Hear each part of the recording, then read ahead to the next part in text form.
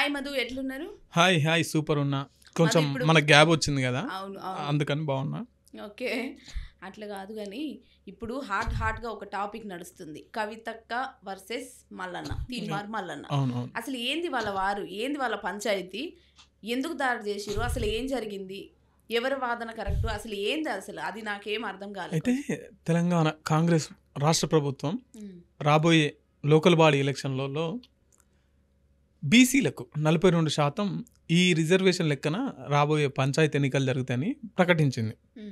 దీంతో ఇట్లా ప్రకటించడానికి కారణం మా జాగృతి యొక్క తెచ్చిన ఒత్తిడి వల్లే, మా జాగృతి వల్లనే ఇట్లా రాష్ట్ర ప్రభుత్వం తెచ్చిందని చెప్పేసి కవిత వాదన.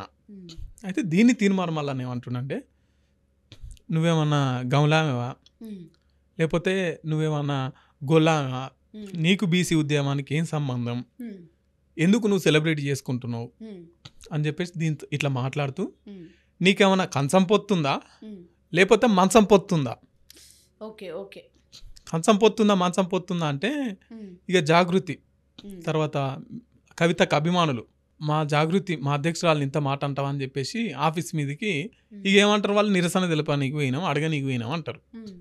ఇక ఆడేమైందో, ఆడ ఎట్లెట్లా అయిందో, ఎట్లా సురువు అయిందో, ఏమైందో మొత్తం మీద అయితే గొడవ స్టార్ట్ అయింది. అద్దాలన్నీ వలిగిపోయినాయి. తీర్మానం వలన లోపల కూర్చుంటే గన్మెన్లు ఉండి పైనకి ఒక 5 బుల్లెట్లు పైకి ఫైరింగ్ చేసిరంట. ఫైరింగ్ చేయడంతో ఎక్కడ గొడవ అక్కడ అయిపోయింది. అద్దాలు వలిగినాయి కదా, అదంతా గుచ్చుకొని మొత్తం ఆఫీస్ అంతా రక్తం ఏర్లై పారింది. తీర్మానం వలన ఏమంటుండంటే, మా గన్మెన్ దగ్గర గన్ను గుంజుకొని నన్ను చంపే ప్రయత్నం చేసిరు, నన్ను చంపబోయే ప్రయత్నం చేసిరా అని చెప్పేసి తీర్మానం వల్ల అని అంటారు. లేదు పుసుకున్న ఆ ఫైరింగ్ ఎవరికన్నా అయ్యి ఎవరికన్నా ప్రాణం నష్టపోతే ఏంటి పరిస్థితి అని చెప్పేసి కవితక్క తిట్టుడు, నువ్వే ఎందుకు తిట్టినావు అని అడుగుతాను కొత్తే గన్నులు పెట్టి ఫైరింగ్ చెప్పించి మావుల మీనికి దాడి చేస్తున్నావు అని చెప్పేసి కవితక్క మాట. వీళ్ళిద్దరు పోయి చైర్మన్ మండలి ఉన్నారు కదా, గుత్త సుఖేందర్ గారు, వాళ్ళిద్దరికి వీళ్ళు కంప్లైంట్ చేసుకున్నారు, వాళ్ళు కంప్లైంట్ చేసుకున్నారు. ఇదొక వాదన ఇట్లా నడుస్తున్నది. నీకేం సంబంధం అంటే నీకేం సంబంధం, నీకేం సంబంధం అంటే ఈయననేమో మున్నూరు కాపు తీర్మానం మల్లన్న, కవితక్కనేమో వెలమ దొరలు. సో వీళ్ళిద్దరు ఇప్పుడు నిజంగా బీసీ ఉద్యమానికి బీసీలు చాలా మంది ఉన్నారు, కానీ వాళ్ళు ఏం మాట్లాడట్లే. ఇక్కడ మున్నూరు కాపు మాట్లాడుతున్నారు, ఇక్కడ వెలమోళ్ళు మాట్లాడుతున్నారు.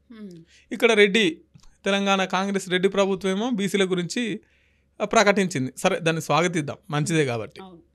కానీ బీసీ ఉద్యమం ఆర్ కృష్ణయ్య లాంటి వాళ్ళు కావచ్చు, తర్వాత మేకల నరేంద్ర కావచ్చు, జాజుల శ్రీనివాస్ కావచ్చు, ఇట్లా బీసీ ఉద్యమాలలో చాలా మంది ఉన్నారు. వీళ్ళకేమి ఇబ్బంది లేదు. అంటే ఇక్కడ గమనించాల్సింది ఏంటంటే, అక్కడ కాల్పులు జరిపింది, అక్కడ తీర్మానం మల్లన్న వర్గం బీసీలే, అక్కడ తీర్మానం మల్లన్న ఆఫీస్ మినిగి పోయింది బీసీలే. ఇక్కడ వెలమ దొరసాని మంచిగానే ఉన్నాడు, తీర్మానం మల్లన్న మంచిగానే ఉన్నాడు. వీళ్ళిద్దరు బీసీలే కొట్టుకున్నారు, ఇద్దరు బీసీలే కొట్టుకుని ఆడ రక్తం ఏర్లై పారింది. ఇప్పుడు వాళ్ళు బాగానే ఉన్నారు, మీదోళ్ళు చెప్పేటోళ్ళు, ఉరుకు రానంగానే ఉరికేది బీసీ, అట్నుంచి ఉరికి రానంగానే అక్కడి నుంచి వచ్చేది బీసీ. బీసీలే కొట్టుకొని అది చేసుకుంటున్నారు. ఇప్పుడు మనం మాట్లాడుకోవాల్సింది ఏంటంటే, బీసీలారా మనం ఎటువైపు, బీసీలు ఎటువైపు ఈ ఇష్యూలో. కవితక్క వర్గం అంటే బీఆర్ఎస్ వర్గం, బీఆర్ఎస్కు బీసీలకు సంబంధం లేదు. బీఆర్ఎస్ పార్టీలో బీసీలు ఉంటుండొచ్చు, కానీ ఒకవేళ బీఆర్ఎస్ పార్టీ అధికారంలోకి వస్తే బీసీలు ఎవరు ముఖ్యమంత్రి కారు. అక్కడ తీర్మానం వల్ల ఏం చెప్తున్నా అంటే, బీసీలు పార్టీ పెట్టొద్దా, బీసీలు పార్టీ పెడితే ఇంత దాడి చేస్తారా అంటే, తీర్మానం వల్ల బీసీల పక్షాన పార్టీ పెట్టబోతున్నట్టు సమాచారం. ఇప్పుడు తెలంగాణ ఉద్యమాన్ని ఉపయోగించుకొని కేసీఆర్ ఎట్లయితే అధికారంలోకి వచ్చిండో, ఇక్కడ బీసీలను ఉద్యమాన్ని ఉపయోగించుకొని తీర్మానం వలన పార్టీ పెట్టబోతున్నా అనేది ఒక వాదన. వాళ్ళు మాట్లాడుకుంటున్నటువంటి మాట. ఇప్పుడు తీర్మానం మల్లన్న కవితక్క మీద చేసిన వ్యాఖ్యలు ఆమెకి రాజకీయ పరంగా ప్లస్ అవుతుందంటవా మైనస్ అవుతుందంట? ఇప్పుడు ఆమె ఇప్పుడు ఏమున్నాయి, ఇప్పుడు ఏం ఎలక్షన్ లేవు కదా, ఆమెకి ఇప్పుడు ఏం రాజకీయం ఉంటుంది చెప్పు. అంటే దీన్ని ఎట్లా కొంతమంది ఇప్పుడు పొన్నం ప్రభాకర్ లాంటి వాళ్ళు, తర్వాత చాలా మంది వ్యతిరేకించారు. ఏమైనా వ్యతిరేకించారు అంటే, ఒక ఆడబిడ్డను పట్టుకొని మంచం పొత్తుందా అంటే అట్లా మాట్లాడొచ్చునా అంటే, ఈయనేం చూపిస్తాడంటే తెలంగాణ భాష సంస్కృతి భాష విధానంలో సెటైర్ వేసుకుంటారు, శాస్త్రాలు వేసి మాట్లాడతారు. మంచం పొత్త అంటే వియ్యం, మీ విలమదొరలకు మా బీసీలకు ఏమన్నా పిల్లగానిచ్చి పెళ్లి చేసుకుంటురా అని చెప్పేసి తీర్మానం మల్లన్న వాదన. లేదు మంచం పొత్తాన ఆడపిల్లని ఎట్లా అంటావు, అట్లా అనొచ్చున ఒక ఆడపిల్లని పట్టుకొని అనొద్దు కదా అని చెప్పేసి కవితక్క వాదన. సో ఏదేమైనా కూడా ఇప్పుడు ఆయన ఒక మాట అన్నాడు, ఆయన తిట్టి ఆయన మొదటి నుంచి కూడా ఆయన ఇట్నే మాట్లాడుతుంటాడు, ఆయన తెలంగాణ మాండలికం అని చెప్పేసి ఇష్టం ఉన్నట్టు మాట్లాడుతుంటారు, అదొక వాదన.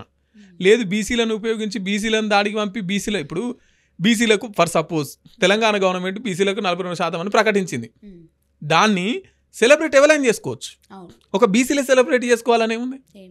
ఇప్పుడు ఏబిసిడి వర్గీకరణ అయింది మొన్న, మందకృష్ణ మాదిగ ఆధ్వర్యంలో ఏబిసిడి వర్గీకరణ సాధించినాం, దానికి తీర్మానం మల్లన్న మరి బీసీ కాదు, ఎస్సీ కాదు కదా, మరి దీన్ని స్వాగతిస్తున్నాం అని చెప్పేసి ఆయన కూడా పండుగలు జరిపింది కదా.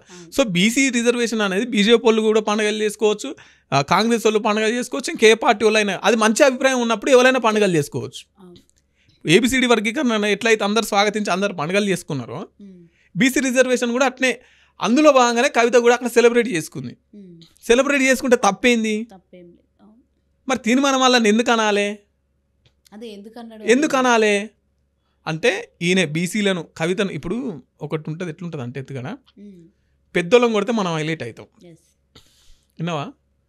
మనం ఒక పెద్ద తలకాయను మనం బట్టి అది చేసినాం అనుకో, ఆటోమేటిక్గా పెద్దోళ్ళని ఎవరు కొట్టినా అని చెప్పేసి మనం ఫోకస్ అవుతాం. సో ఇది ఫస్ట్ నుంచి తీర్మానం మల్లన్న వేసుకుంటూ వస్తున్నటువంటి ఎత్తుగడ. ఫస్ట్ కేసీఆర్ని తిడితేనే కదా ఈయన ఫేమస్ అయింది. ఇప్పుడు మళ్ళీ బీసీలను అంతా తన వైపు తిప్పుకోవాలంటే ఈడ ఒక చిన్న స్ట్రాటజిక్ ప్లే చేసిండు, కానీ అది అటర్ ఫ్లాప్ అయింది అనేది మాట్లాడుకుంటున్నటువంటి మాట. ఇక మరి గుత్తా సుఖేందర్ ఎమ్మెల్సీ మండల్ చైర్మన్ గారికి అయితే ఫిర్యాదు చేసిరు, పరస్పరం ఇటు వాళ్ళ మీద కంప్లైంట్ చేసుకున్నారు, ఇటు వీళ్ళ మీద కంప్లైంట్ చేసుకున్నారు. వీళ్ళిద్దరు బాగానే ఉన్నారు, కానీ ఆడ కొట్టుకున్న వాళ్ళు మాత్రం దవాఖానలలో ఉన్నారు. కవిత గారిని అన్నారు కదా తీర్మార్ మల్లన్న వ్యాఖ్యల పైన, కేసీఆర్, కేటీఆర్, హరీష్ రావు ఎవరేం స్పందించలేదు. ఇప్పుడు బీఆర్ఎస్ సోషల్ మీడియా కూడా ఒకవేళ ఇదే కేటీఆర్ మీనన్న, హరీష్ రావు మీనన్న, కేసీఆర్ మీనన్న ఓ యుద్ధం జరిగేది. ఇప్పుడు ఊవంటూరు కొత్తాడు పాడి కౌశిక్ రెడ్డి, ఊవంటూరు కొత్తాడు సూర్యాపేట ఎమ్మెల్యే జగదీశ్వర్ రెడ్డి, ఊవంటూరుకు వస్తాడు కేటీఆర్, ఊవంటూరుకు వస్తాడు హరీష్ రావు, ఇట్లా చాలా మంది ఉన్నారు.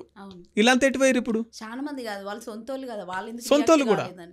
కనీసం కేసీఆర్ బిడ్డకు గురించి మాట్లాడి సపోర్ట్ చేయలేనటువంటి స్థితిలో ఉన్నారు. ఓన్లీ కవిత ఒక్కతే మళ్ళీ వచ్చి రోడ్డు మీదకి వచ్చి మాట్లాడుతుంది.